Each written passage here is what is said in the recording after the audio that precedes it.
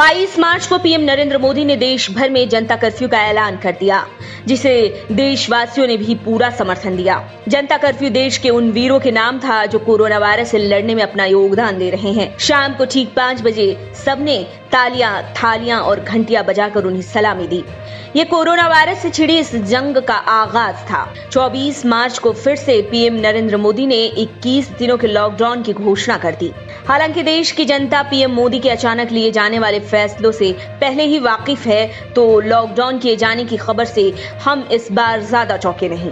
लेकिन इस लॉकडाउन ने फिर से एक बड़े तबके को मुसीबत में डाल दिया। सिर्फ दिल्ली की बात करें तो बाहर के कई राज्यों से आए ज्यादातर दिहाड़ी मजदूर, रोजाना काम करने वाले लोगों की संख्या ज्यादा है, जिसे इस लॉकडाउन की वजह से भूखमरी का शिकार होना पड़ रहा है। लाखों की संख्या में लोग दिल्ली से पलायन कर रहे हैं और इस बार तादाद में एक साथ इकट्ठे हुए लोगों को आने वाले खतरे का शायद अंदाजा ही नहीं है।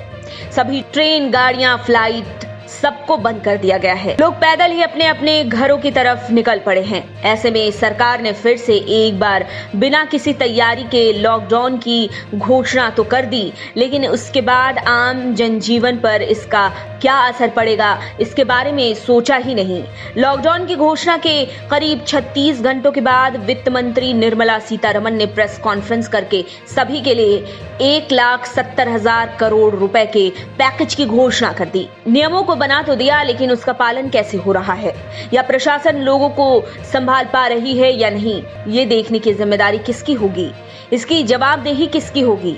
आम जनजीवन पर कोरोना वायरस का कहर तो बरस ही रहा है, खाने की किल्लत भी झेलनी पड़ रही है। ऐसे में सरकार की तैयारियों पर चर्चा करें उससे पहले कुछ ऐसा है जो आपके लिए जानना जरूरी है। कोरोना वायरस फिलहाल 1000 से ज्यादा लोगों को संक्रमित कर चुका है, लेकिन इसमें ऐसे कितने लोग हैं जिन्हें भारत में संक्रमण हुआ हो। ज्यादातर लोग विदेशों से लौटे हैं और वायरस को अपने साथ लाए हैं। हैरानी की बात तो यह है कि इनमें से ज्यादातर विदेश से आने की बात को छिपा रहे हैं, जिस कारण अकेले एक व्यक्ति के कारण कई लोगों को संक्रमण हुआ। ज्यादातर लोग इसमें बड़े और मजबूत परिवार से हैं, जो आसानी से कोरोना वायरस से लड़ने के लिए मेडिकल इक्विपमेंट उपयोग कर सकते हैं, अच्छे से अच्छा ट्रीटमेंट ले सकते हैं। लेकिन क्या आपने ये सोचा कि अगर ये आम लोगों में घुलना शुरू हुआ तो परिणाम कितना भयावह हो सकता है। लॉकडाउन की घोषणा की गई ताकि जनता घर में रहे और कोरोना वायरस के संक्रमण से बचे, लेकिन इन हालातों में खाने के लाले पड़ गए हैं,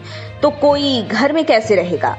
दिल्ली सरकार ने सभी सरकारी स्कूलों को गरीबों के लिए खोल दिया। उन्हें मुफ्त खाना और रहने के लिए जगह दी जा रही है, लेकिन फिर भी कहीं न कहीं सरकार की देरी का ही नतीजा है कि आज आनंद विहार रेलवे स्टेशन लाखों की संख्या में लोग जमा हैं। लेकिन कहीं न कहीं सरकार की देरी का ही नतीजा है कि आज आनंद विहार रेलवे स्टेशन पर लाखों की संख्या में लोग जमा हैं।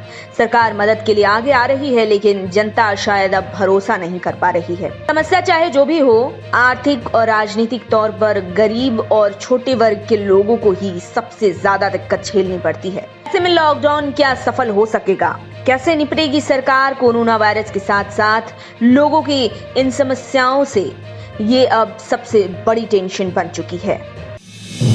आप देख रहे हैं नेट्रिक न्यूज, साहस सच कहने का।